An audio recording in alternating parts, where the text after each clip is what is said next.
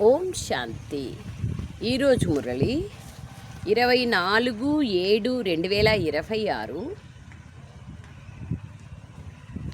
మధురమైన పిల్లలారా, ఈ మహాభారత యుద్ధంలో పాత వృక్షం సమాప్తం కానున్నది. కావున యుద్ధానికి ముందే తండ్రి నుండి పూర్తి వారసత్వాన్ని తీసుకోండి.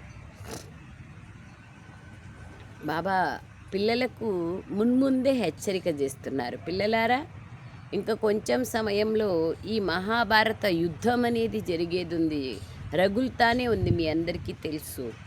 మరి పాత వృక్షం ఏదైతే సనాతన ధర్మం యొక్క కల్పవృక్షం ఏదైతే ఉందో అది సమాప్తమైపోయేది ఉంది. కాబట్టి బాబా నుండి పూర్తి ఆస్తిని తీసుకునేసేయండి. ప్రశ్న: బాబాకు మాటల సంఘటన కావాలి, కానీ ఆ గుంపులో ఏ విశేషత ఉండాలి? ఎంత బాగా చెప్తున్నారు బాబా. జవాబు: ఆత్మాభిమానులుగా ఉండేందుకు పూర్తిగా పురుషార్థం చేసేవారు కావాలి. మేము పావనంగా అయ్యి పావన ప్రపంచాన్ని తయారు చేయాలి. మేము పతితంగా అవ్వము అనే పక్కా నష ఉన్నవారు కావాలి. అటువంటి నష్టమోహ గ్రూప్ ఉన్నప్పుడు ఏదైనా అద్భుతం చేసి చూపించగలరు. ఎవరిలోనూ మోహం ఉండకూడదు. మోహ బంధము చాలా నష్టం కలిగిస్తుంది. ఎంత బాగుంది!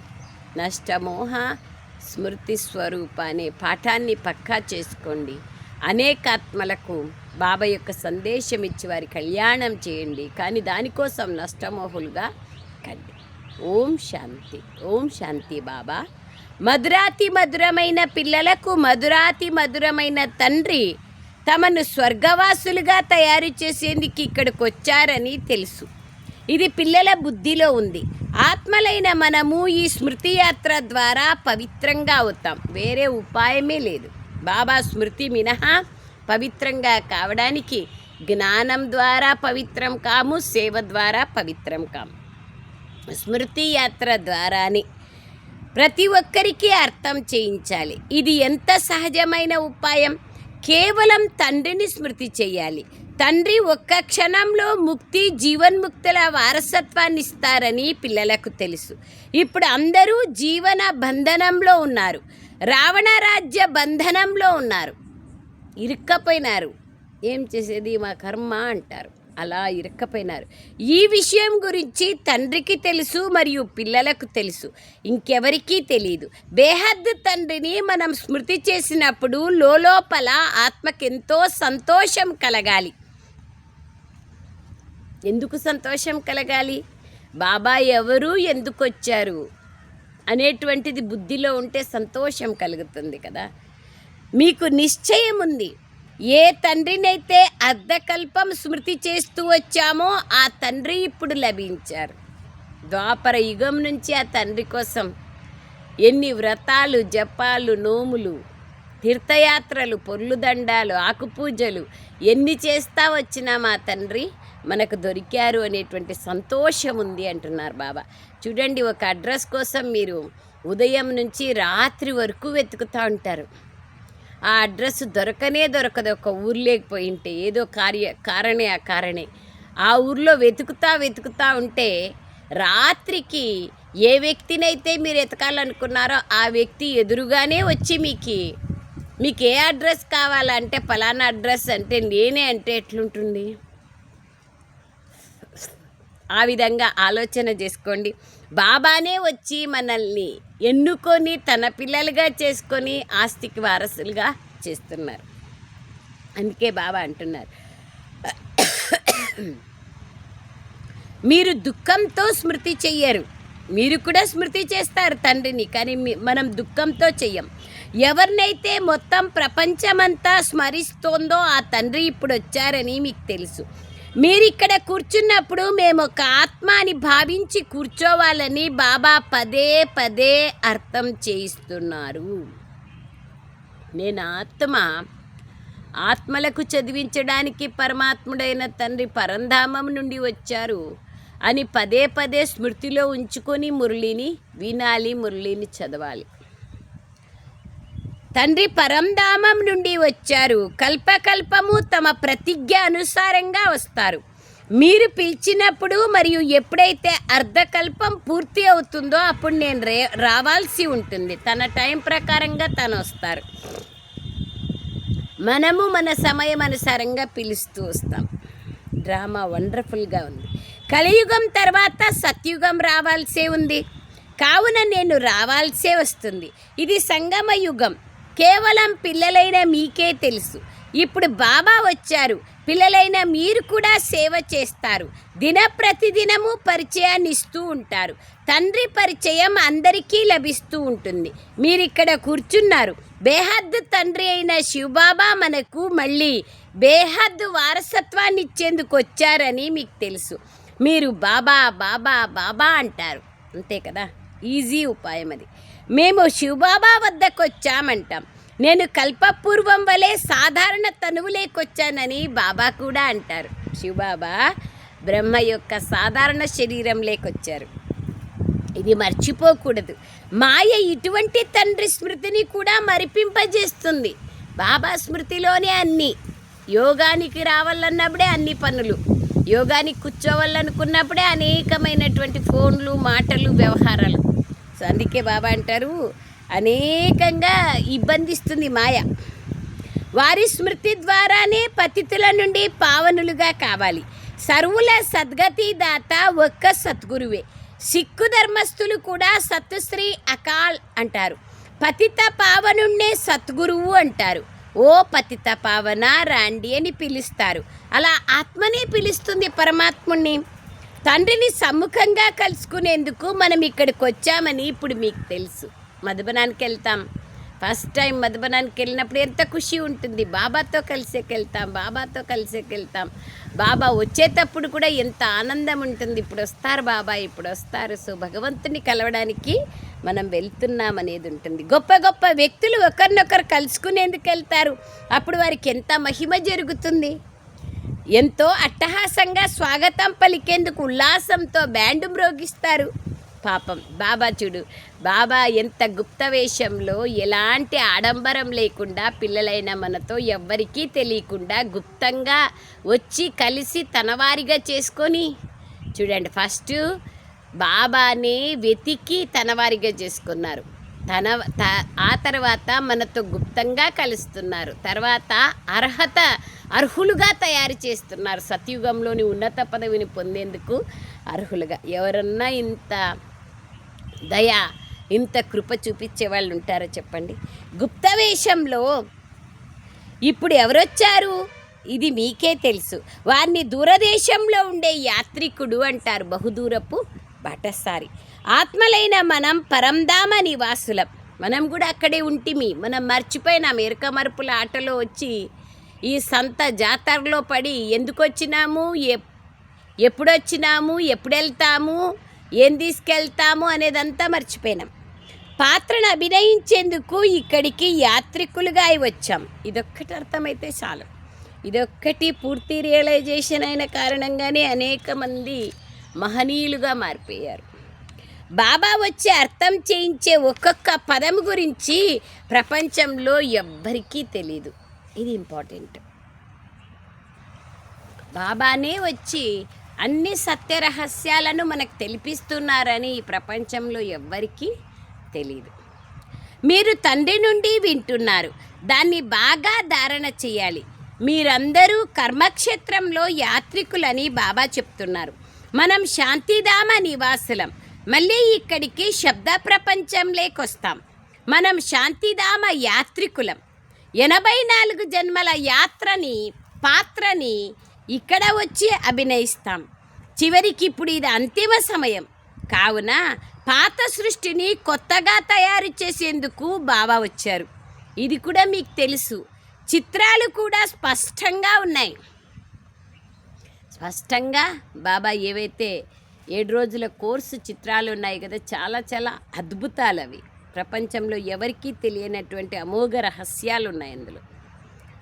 పాత సృష్టిని కొత్తగా చేసేందుకు బాబా వస్తారు. శివ్ బాబా బ్రహ్మ ద్వారా కొత్త ప్రపంచ స్థాపన చేస్తారు. బ్రహ్మ ద్వారా స్వర్గాన్ని రచించేందుకే బాబా వస్తారు. బాబా సాధారణ తనువులో ప్రవేశిస్తారు. ఇది పతిత ప్రపంచం. ఇక్కడ పావనులు ఒక్కరు కూడా లేరు. మొట్టమొదటి నంబర్లోని లక్ష్మీనారాయణులు కూడా పతితులుగా అవుతారు. ఎవరైతే పావనులుగా ఉండేవారో వారే మొత్తం వంశావళి సహితంగా పతితంగా అయ్యారు. దేవీ దేవత ధర్మం వారమైన మనము ఇప్పుడు శూద్ర ధర్మం వారిగా అయిపోయామని మీకు తెలుసు.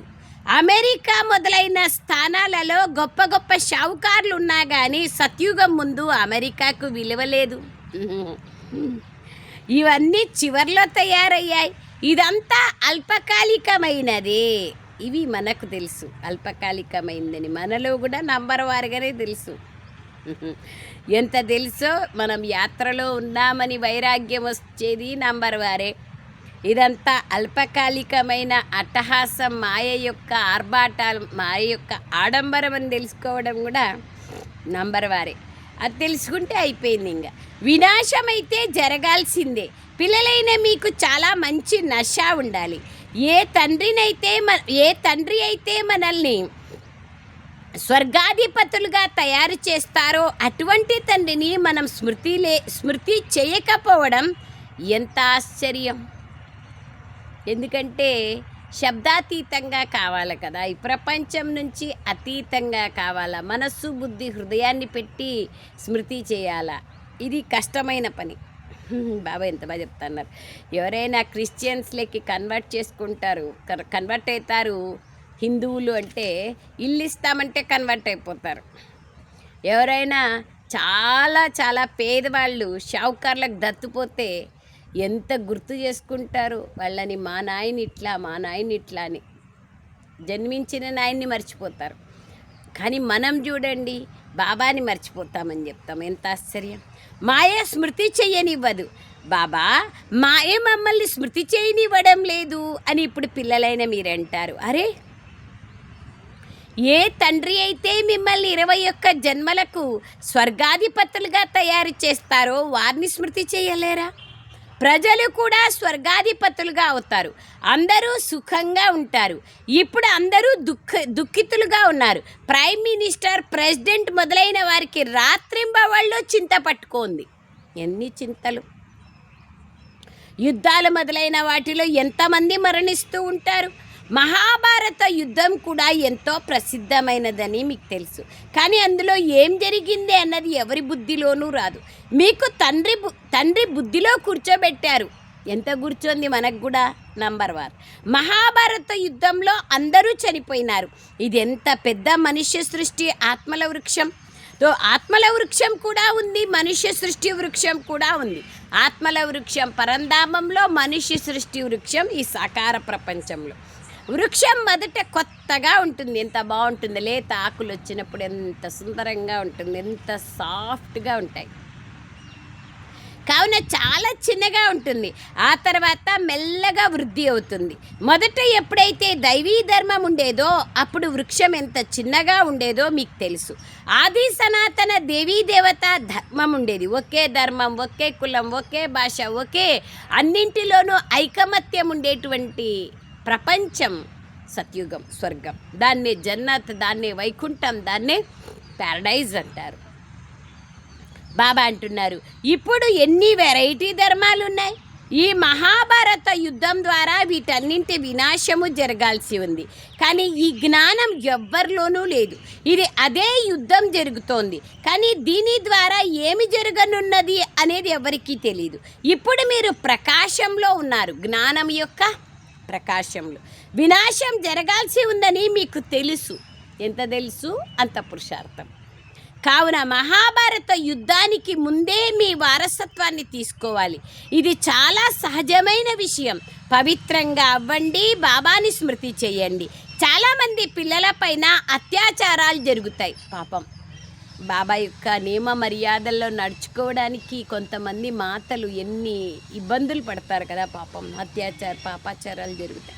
పరస్పరం ఒకరికొకరు రక్షించుకునేందుకు మాతలైన మీ సమూహం ఒకటి ఉండాలి.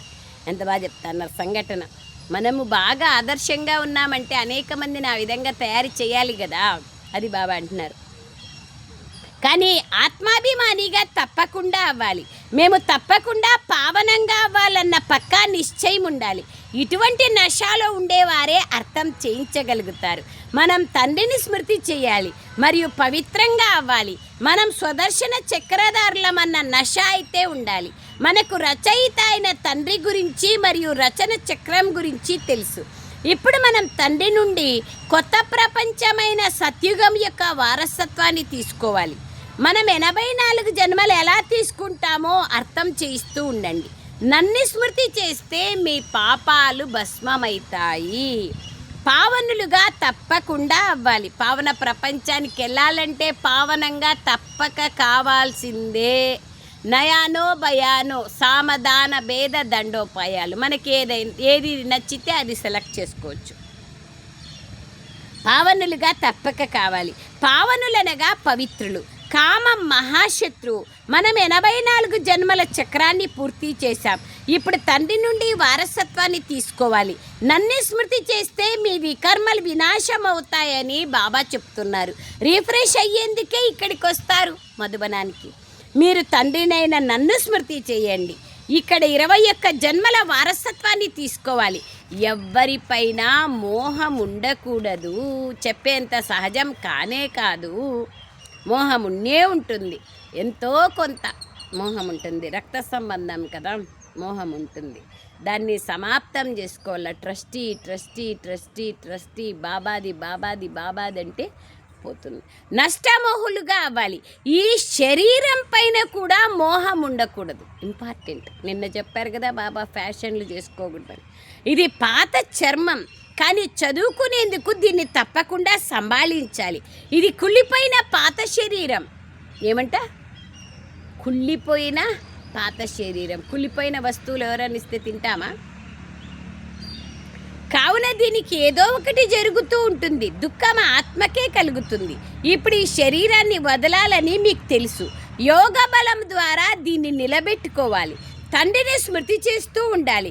స్వయంని ఆత్మగా భావిస్తూ బాబాని స్మృతి చేయాలి. అంతే. ఇంకే లౌకిక సంబంధీకులు కూడా గుర్తుకు రాకూడదు. ఏ వ్యవహారాలు పాపం సంసారంలో ఉండే వాళ్ళకి కారణే అకారణే గుర్తుకొస్తూ ఉంటాయి. బాబా సెంటర్లలో ఉండే వాళ్ళకి అస్సలు గుర్తుకు రాకూడదు. నేను దేహము కాదు, ఆత్మను అని గుర్తుంచుకోవాలి.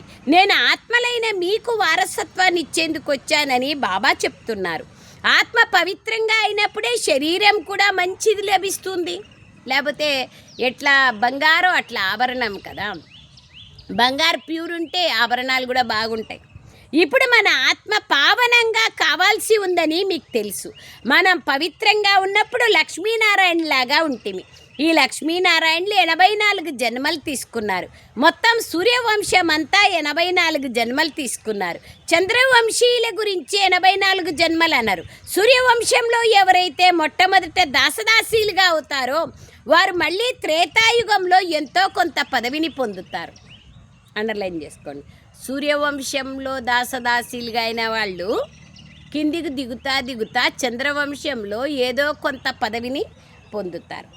వారు 84 జన్మలు తీసుకుంటారు.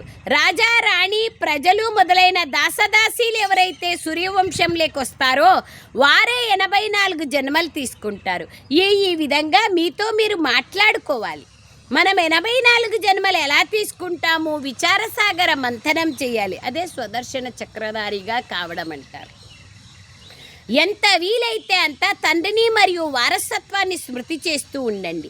నడుస్తూ తిరుగుతూ మనం బాబా పిల్లలమని భావించండి. ఎవరు కలిసినా వారికి బాబా పరిచయాన్ని ఇవ్వండి. ఈ చిత్రాలలో మొత్తం జ్ఞానమంతా ఉందని అన్నీ తెలియచేయాలి. బాబా బ్రహ్మ తనువులేకొచ్చారు.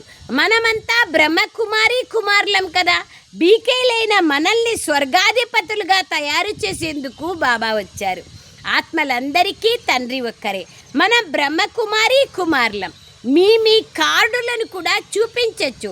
ఆఫీసులు మొదలైన స్థానాలలో కూడా కార్డులు ఇవ్వండి. అనేక కార్డులు ప్రింట్ చేయండి. విజిటింగ్ కార్డ్స్ రకరకాల జ్ఞానాన్ని ఇచ్చి ఇతరులకు ఇవ్వండి, చెప్పండి. ఇది బాబా అంటున్నారు, అర్థం చేసుకోరు, కళ్ళనివ్వండి. కానీ బీకేలు ఎవరనేది ఎవరికీ అర్థం కాదు. అర్థం చేయించడం ద్వారా వారు అర్థం చేసుకోలేరు. ఇది జరగజాలదు. తండ్రి చిరునామా కావాలి. అనేక రకాలైన విఘ్నాలు వస్తాయి. ఇది మా ఫ్యామిలీ అని గవర్నమెంట్ వారు కూడా అర్థం చేయించడం జరుగుతుంది. దాదా మరియు బాబా ఉన్నారు. దాదా ద్వారా మనం వారసత్వాన్ని తీసుకుంటున్నాం. ఇది గుర్తుంచుకోవడం ద్వారా సంతోషం ఉండాలి. ఆస్తి అయితే దాదాదే కదా, తాతదే కదా. మనుమలకు హక్కు ఉంటుంది. తమ భాగ్యాన్ని పంచుకొని తీసుకుంటారు. హక్కుదారులుగా ఉన్నప్పుడు తీసుకుంటారు కదా. అదే బాబా అంటున్నారు. బాబా అంటున్నారు, ఈ దాదా ద్వారా అనగా తాత ద్వారా ఆస్తి లభిస్తుంది. ఆస్తి పైన హక్కు కూడా ఉంటుంది, తీసుకుంటాం. శివబాబా నుండి బ్రహ్మ ద్వారా మనం వారసత్వాన్ని తీసుకుంటున్నామని మీకు తెలుసు. ఇది గుర్తుంచుకోవాలి, చదువుకోవాలి మరియు చదివించాలి. ఎప్పటి వరకైతే కుమారులు మేజర్లుగా అవ్వారో అప్పటి వరకు పిల్లల పాలన చేయడం తండ్రి బాధ్యత. 18 years అయిపోయే వరకు తమ కాళ్ళపైన తాము నిల్చుకునేందుకు చదువుకుంటారు. 21 జన్మల కోసం బాబా మనల్ని చదివిస్తున్నారని మీకు తెలుసు. ఆ తర్వాత మళ్ళీ మన కాళ్ళపైన మనం నిల్చుంటాం. ఎంతగా చదువుకుంటారో అంతగా ఉన్నత పదవిని పొందుతాం. శ్రీ లక్ష్మీ శ్రీ నారాయణుగా అయ్యేందుకు మేము ఇక్కడికి వస్తాం అని మీరు స్వయం అంటారు. ఇది సత్యనారాయణ యొక్క కథ. ఈ లక్ష్మీనారాయణులు 84 జన్మలు ఎలా తీసుకుంటారో ఎవ్వరికీ తెలియదు. రాధ భక్తులు ఎక్కడ చూసినా రాధనే రాధ అంటారు. అలాగే కృష్ణుడి భక్తుడు ఎక్కడ చూసినా కృష్ణుడే కృష్ణుడు. శివుని భక్తులు శివుడే శివుడు అంటారు. దీనిని బొమ్మలాటలాగా చేసేసినారు. అర్థం తెలియకుండా చెప్తా వచ్చినారు కదా. ఈశ్వరుడు, రాధ, కృష్ణుడు అందరూ సర్వవ్యాపి అనేస్తారు. ఇవన్నీ ఈశ్వరుని రూపాలే అంటారు. భగవంతుడే ఈ రూపాలను ధారణ చేసినారంటారు. ఎక్కడ చూసినా నువ్వే నువ్వు అంటారు. పూర్తిగా అవివేకులుగా అయిపోయినారు. ఎవరు ఎలా దృష్టితో చూస్తారో అలా తయారైపోతుంది. దాన్ని ఆ విధంగా జైసా దృష్టి వైసా సృష్టి. నిర్వికారి బాబా అంటున్నారు, అవివేకులుగా అయిపోయారు. ఇది వికారి పతిత ప్రపంచం. సత్యుగంలో నిర్వికారి ప్రపంచం ఉండేది. నిర్వికారి ప్రపంచ అర్థమే స్వర్గం. అక్కడ కూడా పిల్లలు ఉన్నారు కదా, మరి వారు వికారీలే కదా అని ఎలా జన్మిస్తారు అని అడుగుతారు. అదొక్కటే చింత జనాలకి, ఇంక వేరే చింతే లేదు. ఇవే ప్రశ్నలు అడుగుతారు. పిల్లలు పుట్టకపోతే సృష్టి ఎలా పెరుగుతుంది? ఇప్పుడు ఇంకా ఎక్కువ జనాభా పెంచాలంటున్నారు. ఎట్లా చూడండి, తలతో నడుస్తున్నారు, కాళ్ళతో కాదు. ప్రతి సంవత్సరం ఎంతమంది మనుషులు ఉన్నారని జనాభా లెక్కలు వేస్తూ ఉంటారు. కానీ ఇంతమంది చనిపోయారని చెప్పరు. అది కూడా ఉంది. జనం డెత్ సర్టిఫికేట్ ఇచ్చే కార్యాలయాల్లో అది కూడా చెప్తారు, ఇన్ని నిమిషానికి ఇంతమంది చనిపోతున్నారు. పిల్లలు మొట్టమొదట తమ కళ్యాణం తాము చేసుకోవాలి. మొట్టమొదట నేను ఆత్మనని నిశ్చయం ఏర్పరచుకోండి. బాబాను స్మృతి చేయాలి.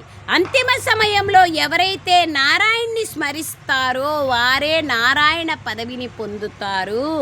స్త్రీని స్మరిస్తే వాళ్ళ యొక్క చర్మం ఉర్లగడ్డ పొట్టు వలె వెళ్ళిపోతుంది అని వ్రాశారు.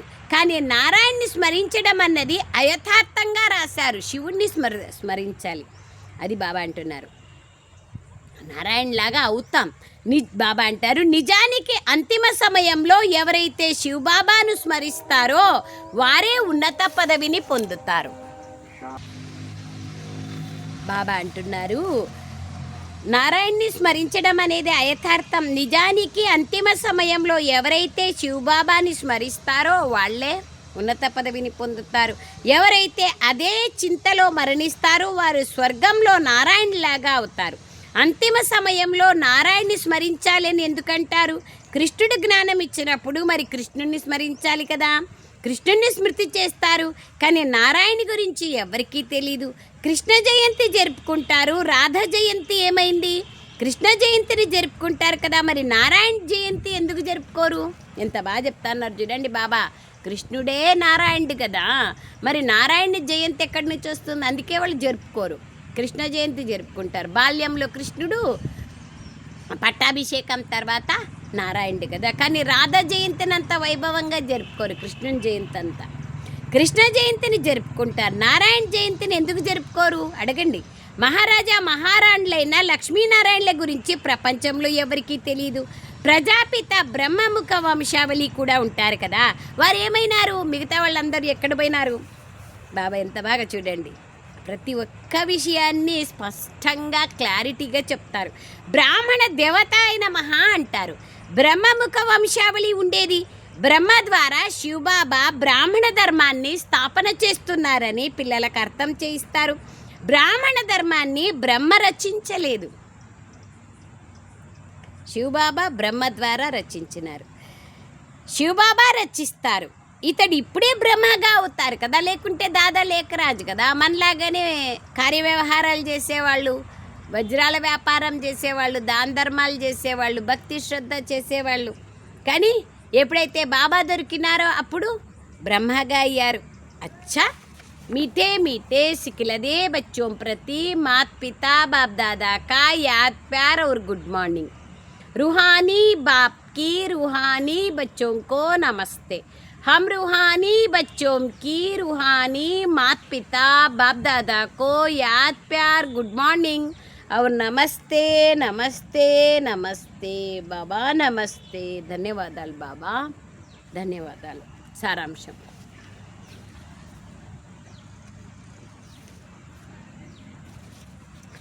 ఈ పాత శరీరంలో ఉంటూ చదువుని చదువుకొని 21 జన్మల కోసం సంపాదన చేసుకోవాలి.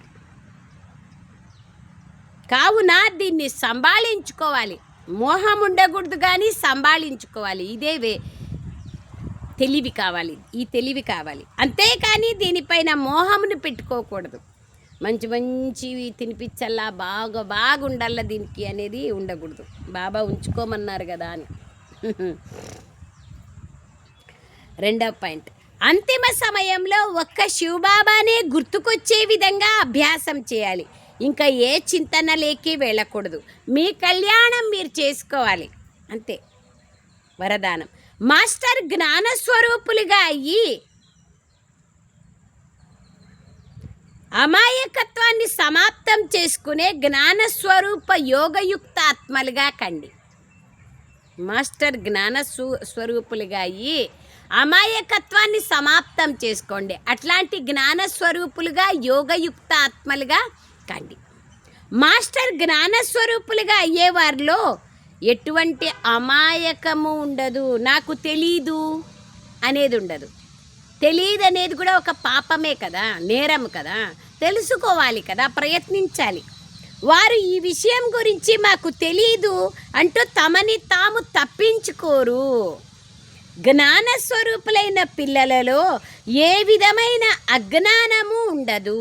మరియు యోగయుక్తులైన పిల్లలకి మొదటే అన్నీ తెలిసినట్లుగా అనుభవం అవుతుంది. మాయ ఆకర్షణలు తక్కువేమీ కాదు. మాయ కూడా చాలా శోభాయమానంగా ఉంటుంది.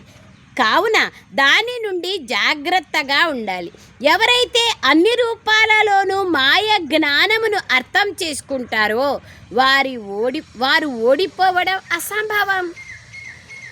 మాయని అర్థం చేసుకుంటే ఈ రూపంలో వస్తూ ఉంది, మేకవన్నె పులి రూపంలో వస్తూ ఉంది అంటే మేకలాగా వస్తూ ఉంది, బంగారు జింక రూపంలో వస్తూ ఉంది, పులి అది. ఆ విధంగా తెలుసుకుంటారు. తెలుసుకున్నప్పుడు పరిశీలన శక్తి, నిర్ణయ శక్తి ద్వారా ఓడిపోరు. స్లోగన్, ఎవరైతే సదా ప్రసన్న చిత్తులుగా ఉంటారో వారు ఎప్పుడూ ప్రశ్న చిత్తులుగా అవ్వరు. అవ్యక్త ప్రేరణ, జ్వాలా స్వరూప స్థితిలో ఉంటూ శక్తిశాలి స్మృతిని అనుభవం చేయండి. జ్వాలా స్వరూప స్థితిలో ఉంటూ శక్తిశాలి స్మృతిని అనుభవం చేయండి. యోగంలో సదా లైట్ హౌస్ మరియు మైట్ హౌస్ స్థితిని అనుభవం చేయండి. జ్ఞానం అంటే ప్రకాశం, యోగం అంటే శక్తి. జ్ఞానము మరియు యోగము రెండూ శక్తులు. లైట్ మరియు మైట్ సంపన్నంగా ఉంటే వారిని మాస్టర్ సర్వశక్తివంతులు అంటారు. ఇటువంటి శక్తిశాలి ఆత్మలు ఎటువంటి పరిస్థితినైనా క్షణకాలంలో దాటేస్తారు. సమయం పట్టదు వాళ్లకు, ఎందుకంటే జ్ఞానం ఉంది. తర్వాత యోగం ఉంది, బాబాతో సంబంధం ఉంది, బాబా తోడు, బాబా యొక్క రక్షణ ఉంది. అలాంటి వాళ్ళు వెంటనే దాన్ని దాటేస్తారు. అచ్చా, ఓం శాంతి. ధన్యవాదాలు బాబా, ధన్యవాదాలు.